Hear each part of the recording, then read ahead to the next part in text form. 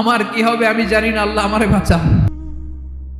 বিশ্বনবী পাগলের মতো একবার হাউজে কাউসারে যাবেন, একবার সিরাতে যাবেন, একবার পুলসিরাতের দিকে, একবার হাউজে কাউসারের দিকে পাগলের মতো দৌড়াতে থাকবেন। তার কোনো গুনাহগার উম্মত যাতে জাহান্নামে ঢুকে না যায়, সেদিন কেউ সুপারিশ করতে পারবে না বিশ্বনবী ছাড়া। বিশ্বনবী মাকামে মাহমুদে যে আল্লাহু আকবার বলে সিজদায় লুটিয়ে পড়বেন, আল্লাহ রাব্বুল আলামিন বিশ্বনবীকে এমন কিছু চমৎকার শব্দ শিখাবেন, ওই শব্দগুলো দিয়ে আল্লাহর প্রশংসা করে বিশ্বনবী কাঁদতে আরম্ভ করবেন। বিশ্বনবী এমন ভাবে অজর দ্বারায় সিজদায় লুটিয়ে পড়ে কাঁদবেন, রব্বুল আলামিনের রহমতের দরিয়ায় জোশ লেগে যাবে।